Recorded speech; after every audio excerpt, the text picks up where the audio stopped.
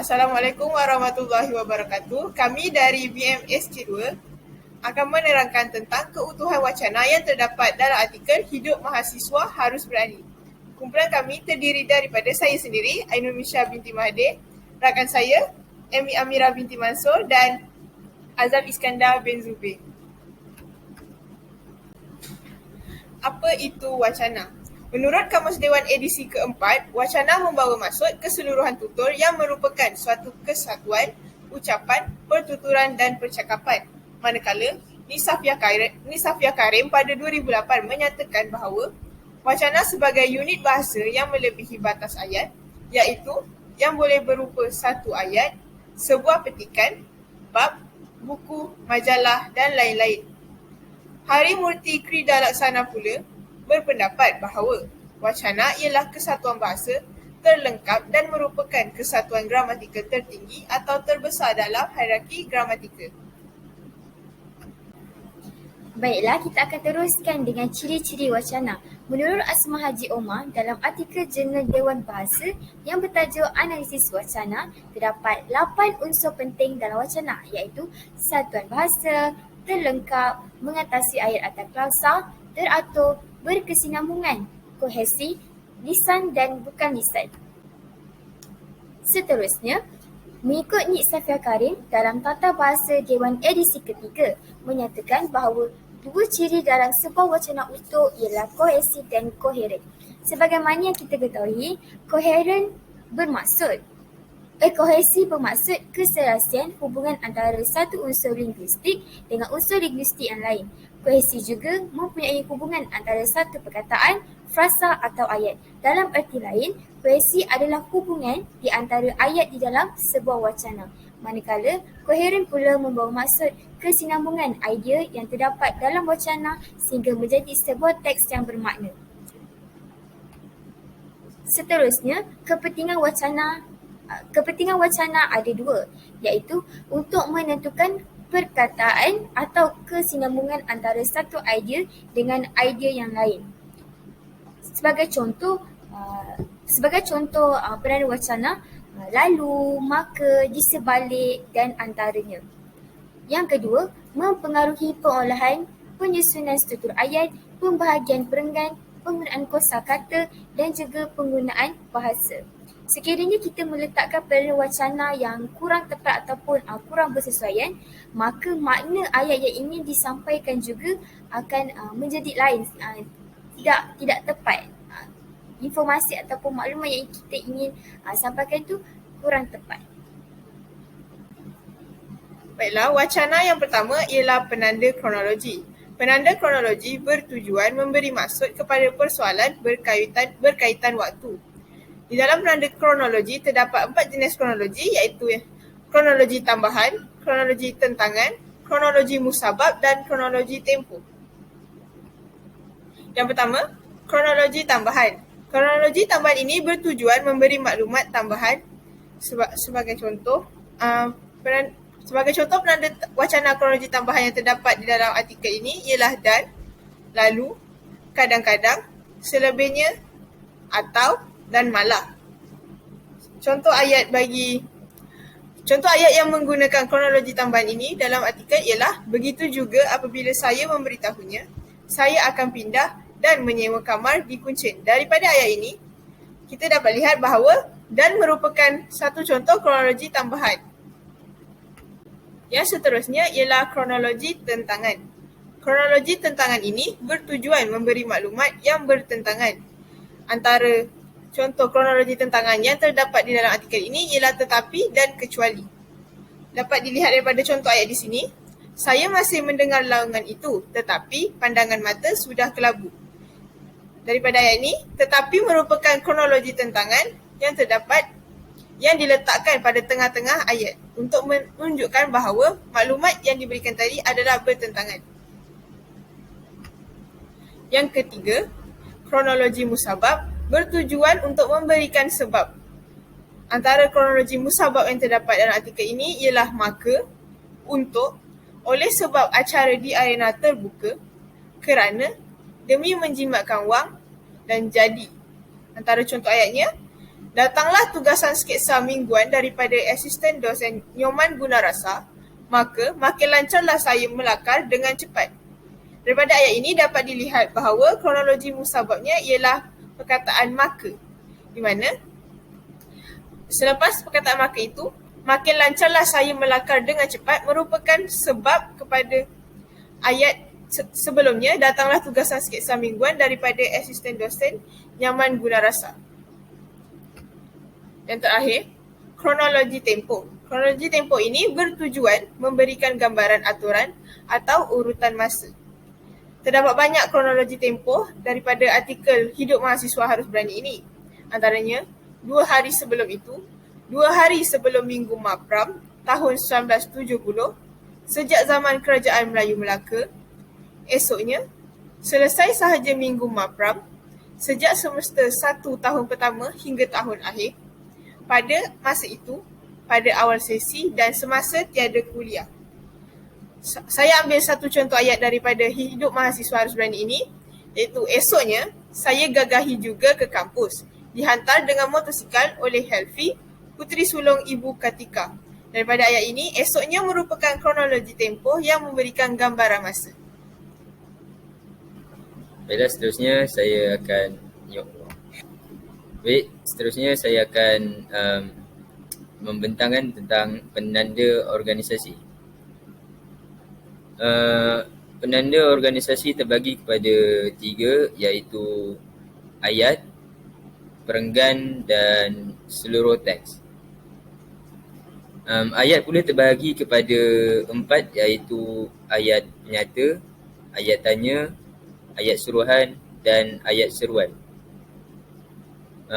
Perenggan pula digunakan oleh penulis untuk menyampaikan ideanya agar lebih teratur atau tersusun dan mewujudkan interaksi antara penulis dan pembaca.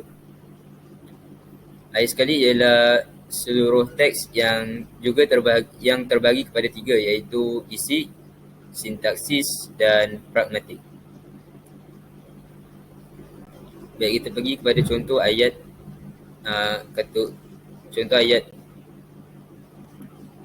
ayat penyata. Ayat penyata yang terdapat dalam artikel tersebut ialah saya juga menyanyikan lagu negaraku.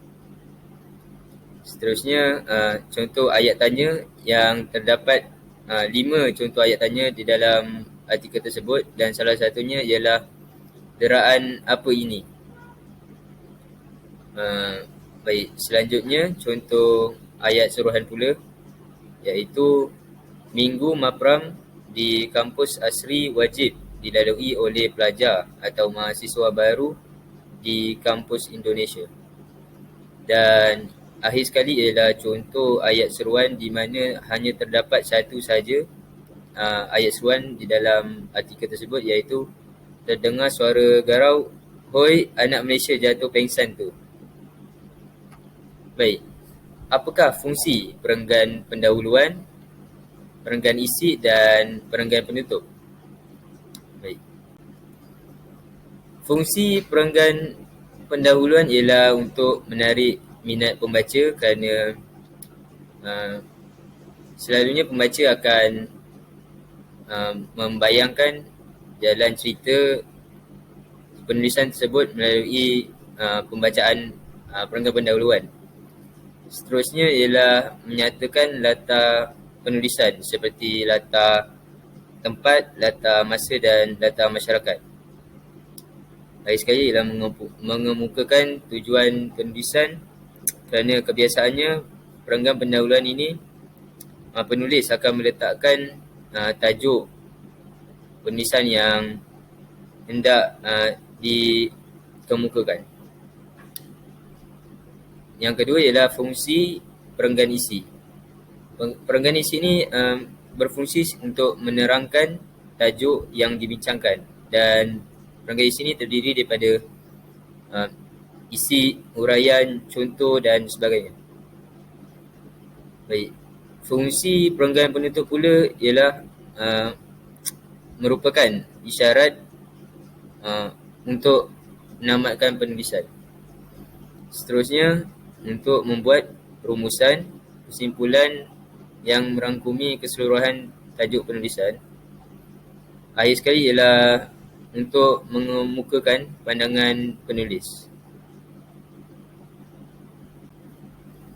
Baik, yang terakhir sekali ialah seluruh teks yang terbagi kepada 3. Yang pertama, isi keseluruhan teks harus mengungkapkan idea perbincangan sebaik-baiknya dalam lingkungan pengetahuan sasaran pembaca dan jelas makna yang ingin disampaikan. Seterusnya ialah sintaksis, iaitu terdapat atau ada koheren dan kohesi dalam sesuatu penulisan tersebut. Ada sekali ialah pragmatik, iaitu cara bahasa digunakan dalam suatu konteks sosial yang tertentu.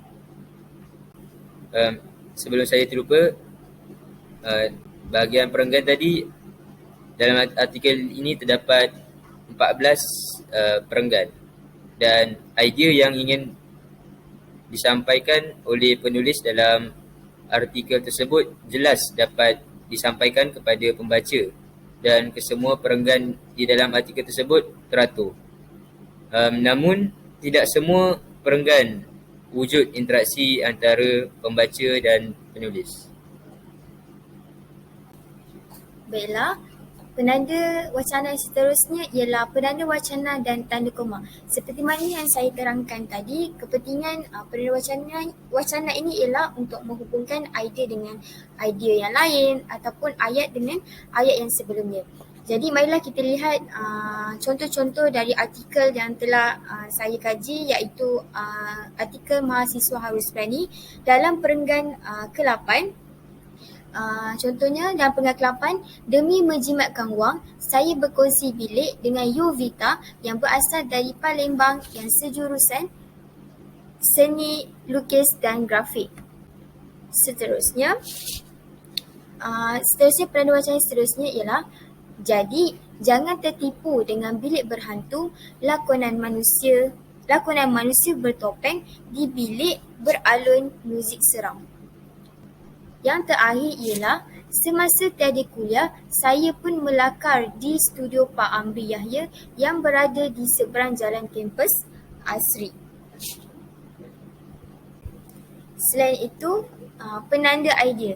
Penanda idea ialah menghubungkan antara fakta dengan fakta dan idea dengan idea yang berfungsi untuk perhubungan idea. Jadi mari kita lihat contoh yang terdapat dalam artikel. Kami berbaris berjalan berarak melewati lapangan, beralun-alun masuk ke Jalan Malioboro menuju ke Jalan Solo, lalu masuk ke Sempang menuju Jalan Keliurang.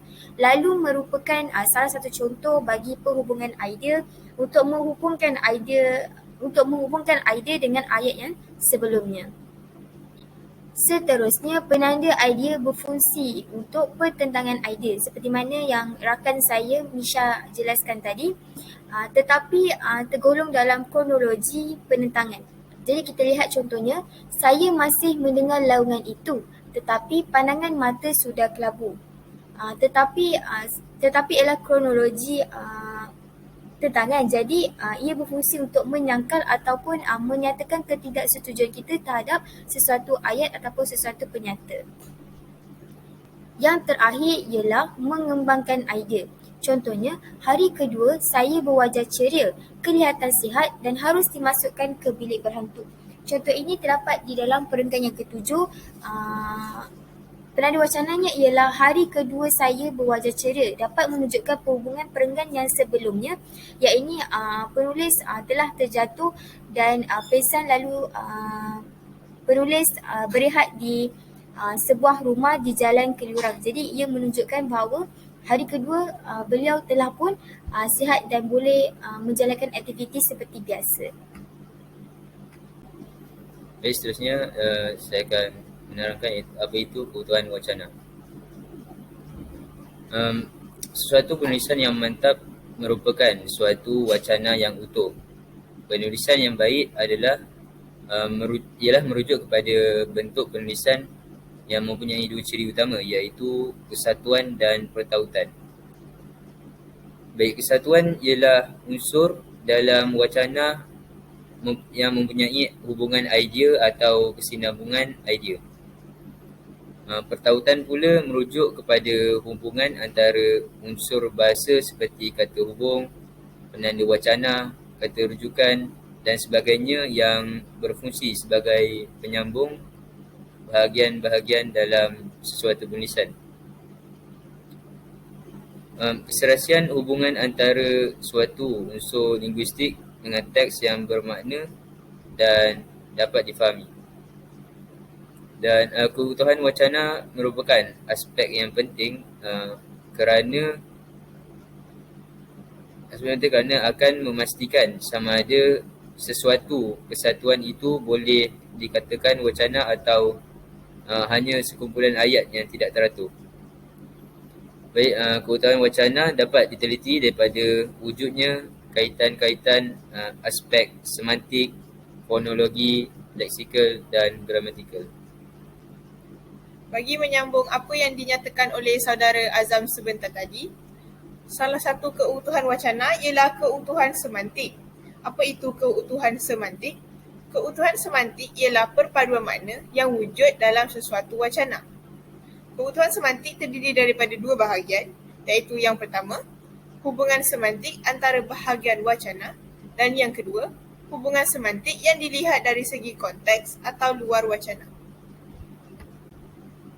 Bagi keutuhan semantik antara bahagian wacana, keutuhan semantik ini terbagi kepada 5, iaitu hubungan sebab dan akibat, hubungan sebab dan tujuan, hubungan sebab dan hasil, hubungan latar dan kesimpulan, serta yang terakhir, hubungan memperkuat isi. Baiklah, masuk kepada hubungan sebab dan akibat. Daripada artikel ini, satu ayat yang dapat menunjukkan hubungan sebab dan akibat ialah terpapar bayang mengerikan, terjeritlah si penakut. Daripada ayat ini dapat dilihat bahawa terpapar bayang mengerikan merupakan sebab kepada ayat yang seterusnya, iaitu terjeritlah si penakut. Yang seterusnya, hubungan sebab dan tujuan.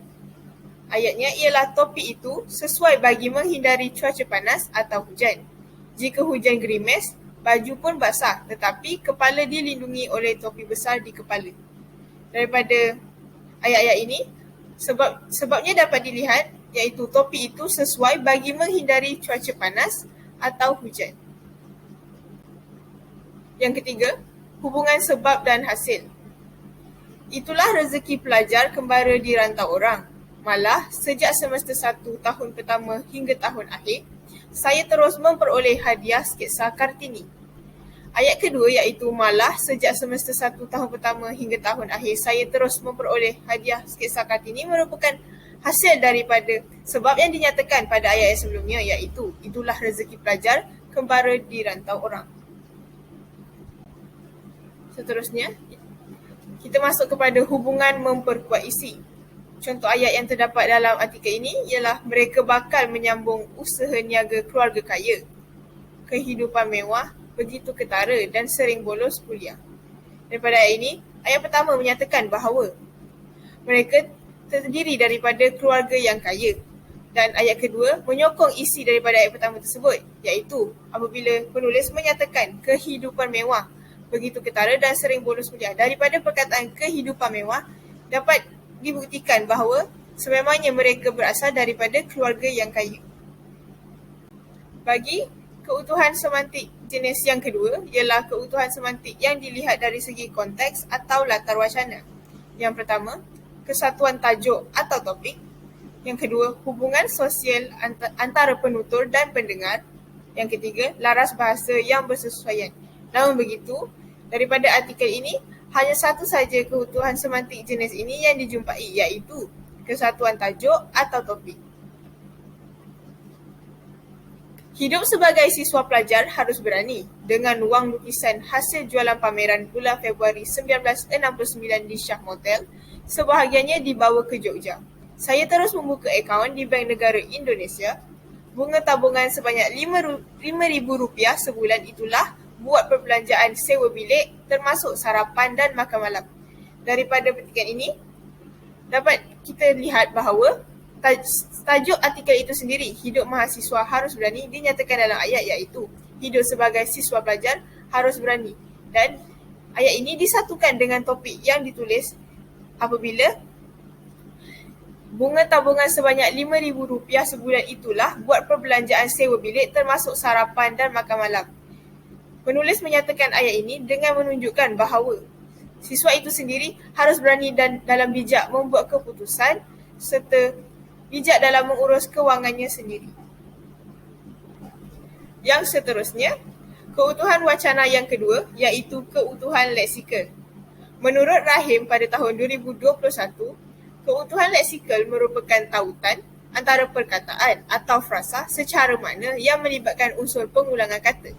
Ianya merujuk kepada hubungan antara perkataan iaitu leksikal dalam wacana tersebut.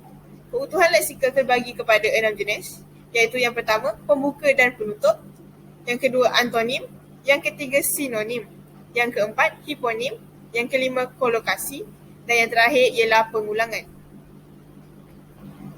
Baiklah, sebentar tadi rakan saya Misha telah pun menjelaskan maksud keutuhan leksikal dan saya pula akan menjelaskan contoh-contoh jenis leksikal yang telah dikatakan oleh Misha.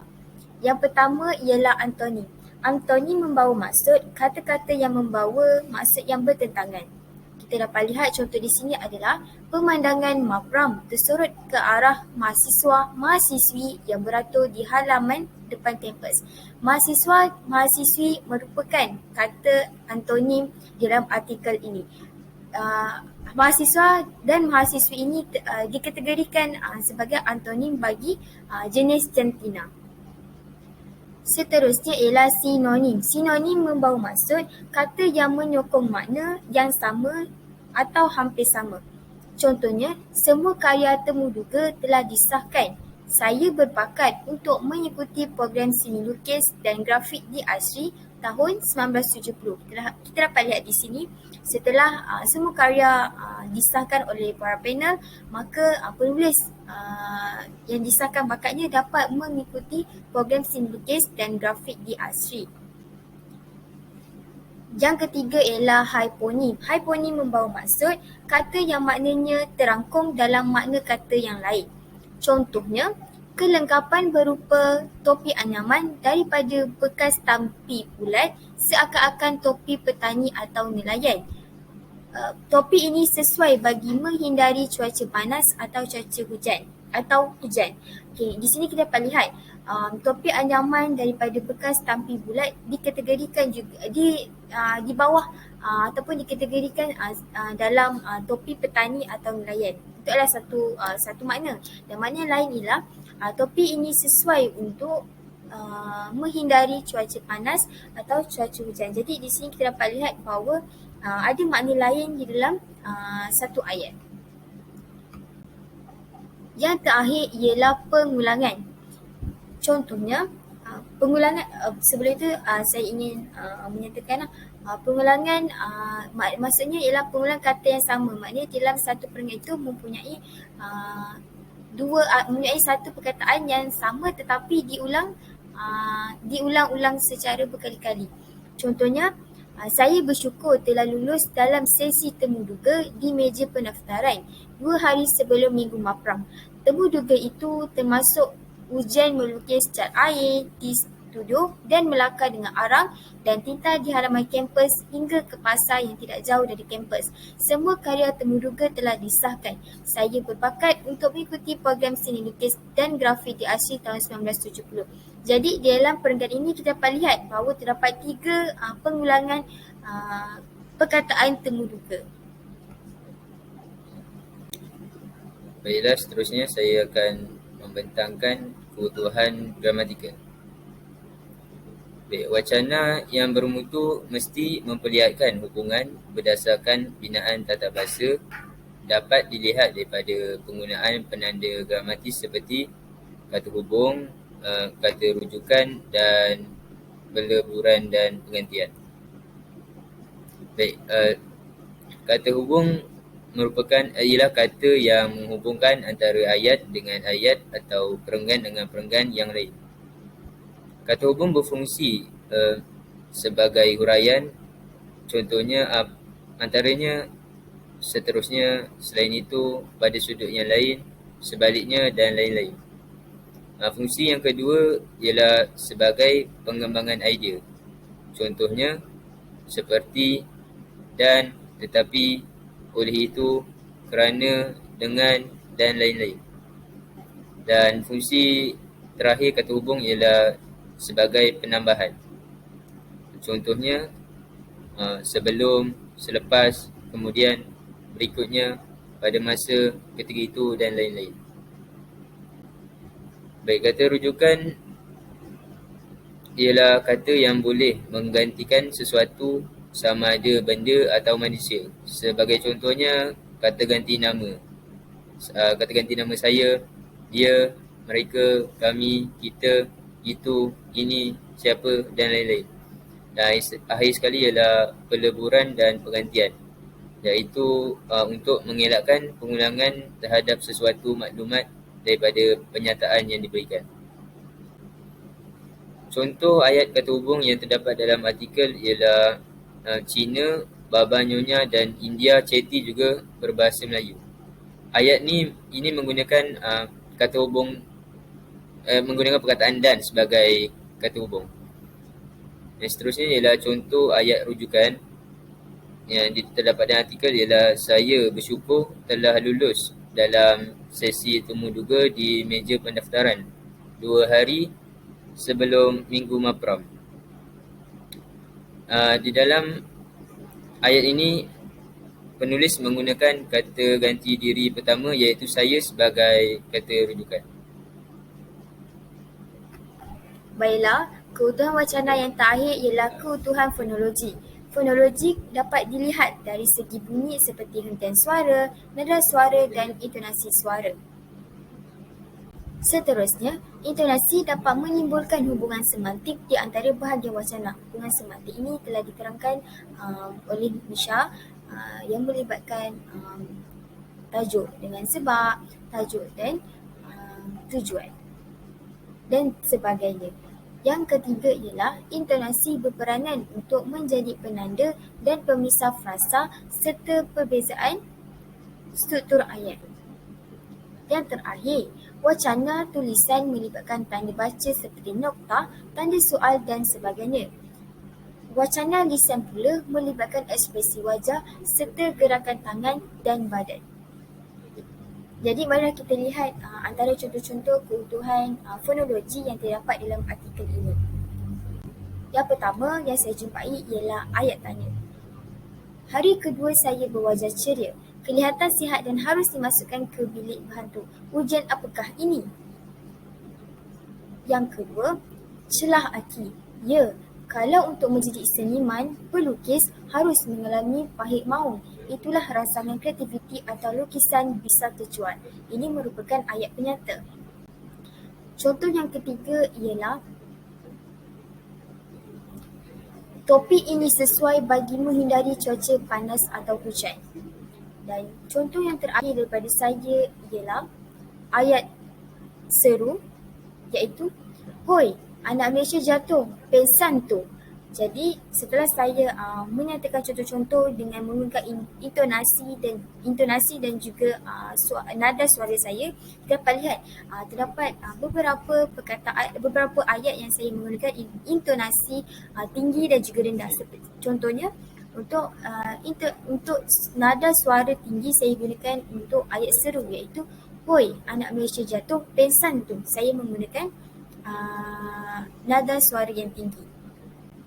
Manakala untuk ayat penyata bagi dialog ini saya menggunakan nada suara tinggi dan juga rendah seperti ya, kalau untuk menjadi seniman, pelukis harus mengalami pahit maut.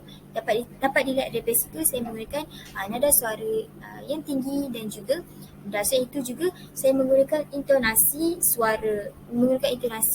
suara yang tepat. Contoh intonasi untuk ayat tanya, ujian apakah ini? Jadi intonasi suara dan juga nada suara sentiasa berubah-ubah mengikut penggunaan ayat itu sendiri. Sekiranya ia menggunakan ayat tanya, maka intonasi dan juga nada suara kita juga berubah mengikut penggunaan ayat seperti mana saya katakan tadi. Baik, seterusnya saya akan menerangkan koheren dan kohesi.